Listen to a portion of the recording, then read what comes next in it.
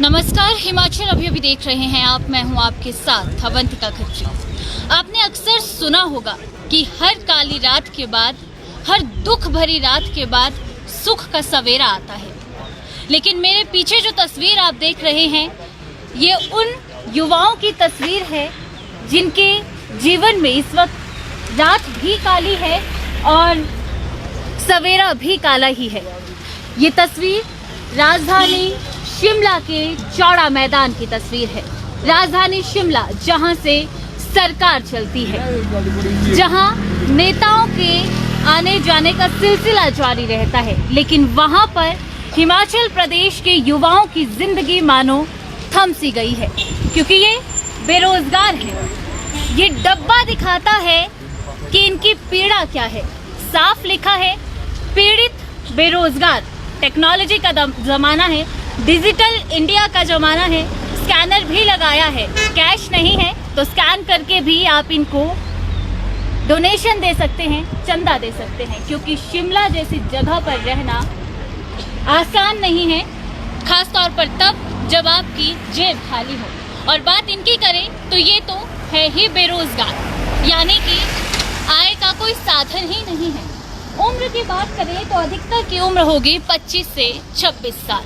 वो उम्र जहां पर उम्मीद घर वालों की जुड़ती है बच्चों से कि बुढ़ापे का सहारा बनेंगे, अब हमें आराम मिलेगा और हमारे बच्चे हमारे बुढ़ापे की लाठी बनकर घर का खर्च चलाएंगे।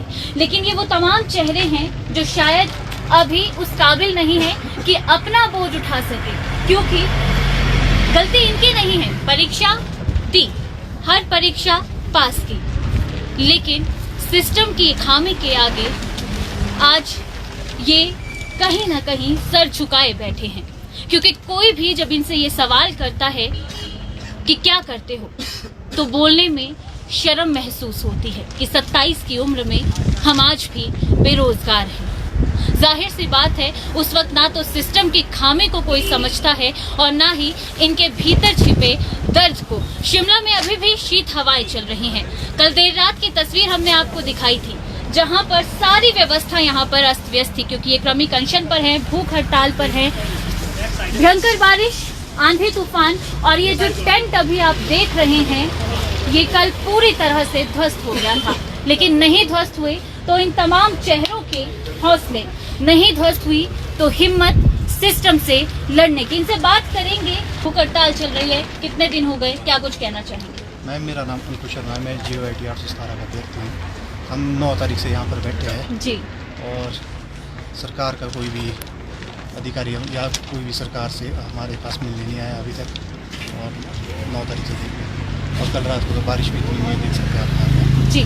देखिए, रात तो गुजर गई, आज सवेरा अगर हम देखें तो धूप खिल रही है, हल्की शीतलहर भी चल रही है, लेकिन इन बेरोजगारों का दर्द उस तूफान से कई ज्यादा है। जो तूफान इनके भीतर है, शायद उसको समझ पाना हमारे लिए या आपके बस की बात नहीं है। ये पीड़ा यही बता सकते हैं। मैम, आपका क्या नाम है, क्या कुछ आप कहना चाहेंगे? मैम, मेरा नाम नीलम है, मैं शिमला जुंगा से हूँ। और मैम, मतलब ये तो कुछ भी नहीं है जो हम सफ़र कर रहे हैं, ये जो मौसम है ये तो कुछ भी नहीं है। 4 साल से वेट कर रहे हैं, बस वेट ही कर रहे हैं, कोई एक्शन ही नहीं हो रहा है हमारे मैटर पे। CM सर हर मंथ पे बोलते हैं कि हम रिज़ल्ट निकालेंगे, फिर जब बारी आती है रिज़ल्ट की तो कहते हैं कि इसमें बहुत अभी कुछ इश्यूज़ है जिसकी वजह से हमें वो क्लियर करने पड़ेंगे। तो अगर आपको पहले पता होना चाहिए ना कि आप रिज़ल्ट दे सकते हैं कि नहीं, आप मंथ से क्यों घोषणा कर रहे हैं? जी सर, आपसे जानना चाहेंगे, बिन खाए शिमला की सर्द रात गुजार रहे हैं, क्या कुछ कहना चाहेंगे? बड़े दुख की बात है कि हिमाचल प्रदेश के युवाओं को अपने रिजल्ट, अपने हक मांगने के लिए शिमला की सड़कों पर बैठना पड़ रहा है। शाम को आपने देखा कि ठंड का माहौल था, कितना मौसम ठंडा था, बर्फ़ के आसार थे। बर्फ़बारी तो हुई नहीं, लेकिन ओले बहुत पड़ रहे थे। टेंट पूरी तरह से उखड़ चुका था, लेकिन हौसले बुलंद थे क्योंकि मेहनत से परीक्षाएँ पास की है। अब मैं कहना चाहता हूँ कि मंत्रियों के बच्चे भी हैं, क्या वो अपने बच्चों को इस तरह से देख सकते हैं? हमारे माता पिता भी घर में बैठे हुए हैं, हमारे लिए डर है उनके अंदर कि कुछ हो ना जाए, परंतु किसको बताएं कि हम क्या बोलते हैं यहाँ पे कितनी मुसीबतों के बाद बैठ रहे हैं। मुख्यमंत्री जी कभी देखेंगे कि इस प्रकार से उनके बच्चे कभी बैठेंगे? हम भी उनके बच्चे हैं ना, हम भी हिमाचल प्रदेश के ही है, परंतु उसके बावजूद हमारी बातों को नहीं सुनना, हमारे पास एक बार भी मिलने नहीं आया। कम से कम मुख्यमंत्री जी को ये तो सोच लेनी चाहिए कि हमारे बच्चे बैठे हैं, उनकी मांगों को सुना तो जाए कम से कम। रात को हम यहाँ पे लोग बैठे हुए थे, बिजली पड़ रही थी, किसी को कुछ हो जाता कौन जिम्मेवार था? एक एक बच्चा आजकल सबके पास है, उनके माता पिता पर क्या गुजरती? 5 बच्चे हमारे आईजीएमसी शिफ्ट हो गए, परंतु सरकार नहीं सुन रही है। सरकार का कहना है कि हम तमाम पेचीदगियों को देख रहे हैं और जल्द से जल्द रियायत दे दी जाएगी, लेकिन ये वो चेहरे हैं जो इस वक्त खामोश हैं। इनकी आंखें वो दर्द बयां कर रही हैं जिस पीड़ा से ये गुजर रहे हैं। अब बस देखना है तो सिर्फ इतना कि क्रमिक अनशन चल रहा है, भूख हड़ताल पर ये लोग बैठे हैं।